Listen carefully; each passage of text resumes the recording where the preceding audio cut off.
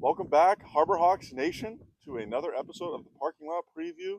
I'm Mike Maynard alongside Matt Coates. We're here for another Harbor Hawks baseball game coming off a win. We're traveling to Wareham tonight on a Sunday, which is not fun, but Matt, is the game going to be fun tonight in your opinion? Game should be very fun. Over the past few seasons, Wareham hasn't been the best, but this season looks like they've really turned it around to start. We know the Hawks, 5-1-1, are number one in the West. Right behind them, though, at 5-2, are the Wareham Gatemen, sitting at second in the West. So, battle of the two titans in the Western Division of the Cape Cod Baseball League. Huge game. If we drop this one, they're going to jump over us in the standings, do a little leapfrog action.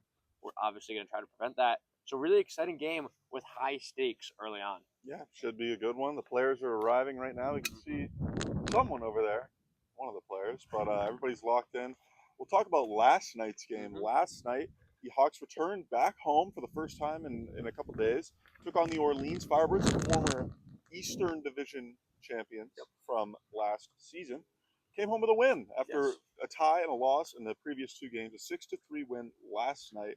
And, you know, the story of the game, it was, again, hitters throughout the lineup really coming through in moments that needed to be or needed to happen. Parker Brocious, a home run in the top of the or bottom of the first inning in his second. Wow, I'm blanking here, but Parker Brocious came through batting second last night, which was different. We talked to Mitch Carricker last night. He said he just wanted to, give the guys a change. Kane Kepley used to batting leadoff at school, gave him that opportunity last night. Parker moved down to that two spot and blopped a home run over the left field wall. So it worked out for him, at least in that department. Also got a fielder's choice for another RBI, 2 RBI night for Parker Brocious. And then Mason White, the new guy from Arizona, getting an RBI triple to start off his Harbor Hawks career. And then Wallace Clark adds some insurance in the eighth inning, which wasn't needed, but it's nice to have and give your pitchers a little bit more of that security of knowing, you know what, I got a 3-run lead now, not a 1-run lead. And they end up coming away with a win. Was there anything you saw from last night that really stood out? Yeah, Mike, you mentioned it. The production from the top to the bottom of the lineup as a team, 13 hits last night, 6 runs. In that lineup, 1 through 9, there were no substitutions. Only one guy did not make it on base safely. It's Zach York. We expect him to pick it up. He's a veteran on Cape Cod. He'll be fine. But we talked to Mitch Carriger after the game, and I said, Coach, how does it make your life easier, and how does it help this team when you have that production top to bottom? And he says it doesn't give the opposing pitchers a break. You think you get to that 7, 8, 9 guy, and maybe the team on defense gets to relax a little bit going against some weaker guys. But when you face the Harbor Hawks, there are no weaker guys. And when you have that top to bottom production, it's going to be very hard to stop this Harbor Hawks offense. And we saw it last night, 4-0 on our home turf, Mike. Really good stuff. I mean, last night was the only time there was not a mercy rule at McKeon Ballpark, but still a good game nonetheless. 6 runs on the board. The offense seems to produce a lot here at McKeon Park. We're going to go to Spillane Field tonight, though. The team hasn't had as much success on the road, but Wareham, they've been having some success. What did Wareham do last night, Matt? Last night, we talked about how we played the Eastern Division champs. Last night, they played the Bourne Braves, as we know, reigning back-to-back champions, and they got a big victory. They won 7-3. At the beginning of the game, it was a bit of a back-and-forth affair, but some late-inning heroics from the Gatemen propelled them to what looks like in the box score, not so close to the game, won 7-3. They had 3 runs in the 7th inning and 3 runs in the 8th inning. Bourne Braves had a few fielding errors in that 7th inning, allowed the Gatemen to get a few runs on the board, and then the 8th inning, a few base hits helped them secure that lead rather handily.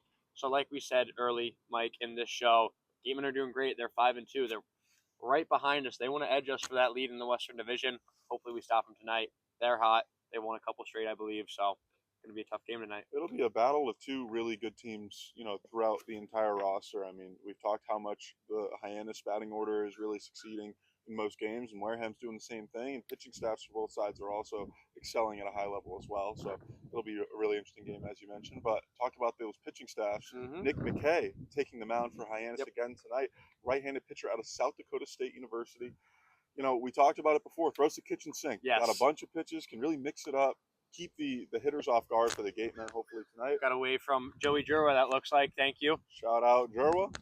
Joseph had 2 good starts. He's great. Not getting a start tonight, but Nick McKay is also in the pitching rotation. But yeah, 96 strikeouts was this big thing that we saw at school. Yes, huge. Below a 4 ERA. This guy's got the ability to really have a big game, and he's done it so far to start his Cape Cod career. Hopefully, continue tonight. But it's going to be an interesting matchup taking on Braden Sloan. What do you got on him for Wareham tonight, man? Yeah, Braden Sloan is the guy that can strike fears into the eyes of the opposing batters. Was mostly a relief pitcher this past season at TCU. Only went just over 27 innings, had a 5.93 ERA, with 47 Ks and only 17 walks as a sophomore. Like I said, mostly a relief guy in 16 appearances. He only started 4 times. There's a fastball, a slider, a changeup. That fastball sits in between 88 to 92 mile per hour, right in that range. And while those numbers might not sound electric, I've talked to some guys in the organization, and this is a pitcher to watch out for. He has great stuff. He's a very great pitcher, and if he gets out hot tonight, it could be a slow start for our offense. So we could be in, Mike, for an early game pitching duel. We talked about McKay. We see this Hyannis rotation starting to come to light. Trey Beard was supposed to go last night, keep the rotation going, but because of weather concerns, we moved to Casey Hinstey at the start. But who was the third game starter is Nick McKay, and he was great in his first game. He went, I think, 3 or 4 innings, 1 earned run, a couple Ks. Great guy, great starter. So I think first 3 or 4 innings, expect a low-scoring affair. It really should be a good one. It's a battle of 2 full rosters, as we keep mentioning, and the pitching is going to be playing at a high level, but those hitters throughout each lineup really can create any type of outcome. So it's really going to be an interesting one to see. I mean, a lot of times we go into a game knowing, okay, this might be a low-scoring game, or this might, the wind's going out. This one might be a high-scoring game, but tonight's not one of those nights. We have no idea. We're just waiting to see. So again, the Wareham Drive might not be fun, but the game itself should be a good one here tonight. I think we got to move now to picking our player of the games. It's been hard. It's been tough, but we're going to have to do it. Matt, you want to start us off? Who you got for tonight? Yeah, today for my player of the game, I outsourced. I asked a friend. I phoned a friend. I went around. I took surveys. I did public polls. I said, who should I pick? Because it's so challenging. I want to get that weight off my shoulders so I get it wrong. I do want to note, though, I did pick Wallace Clark last night. Some insurance runs a 2 RBI double there in the 8th inning. Maybe he got it, maybe he didn't. Just want to say, though, not a bad pick, that's for sure. With that being said, Mike, I'm going to pick our Dallas Baptist University product, Michael Detallo, a guy who's been consistent but hasn't excelled so far to start the season. Hitting .292 on Cape, OPSing .683 through 6 games with 5 RBIs. A solid defensive player, but a guy who is kind of due, Mike. Kind of due for that big performance. Like we said, playing consistent, playing well, but is due for that big game. Due for a 3-hit, 3 RBI night. And I think maybe traveling over the bridge for the first time, this is time to get out there, smash some balls past that gravel infield at Spillane Field, Mike. There you go. 3-hit, 3 RBI night call. Is that a prediction? Not official, but not official. Big game is the official prediction. Got you. All right. I like to hear that. I like to see that, we're going with a guy that maybe hasn't been at the top of the list for most of our player of the game picks so far, but he, like you said, he's due. He's due for a big one.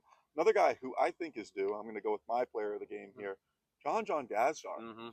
It started off the season red hot, and really, you might be like, okay, we haven't heard a lot of his name lately, but even last night, 2 hits. This guy is not slowing down. It's not like, to his standards, maybe. But really, John Gazdar is still, batting in the heart of this lineup, coming through when the moments really matter, and I think just getting on base at a high level, and he's playing that stellar defense there in the infield as well. And I talked to Wallace Clark last night after the game, and he said those middle infielders are all, even the third baseman, are just gelling together, and really the more experience that they have together.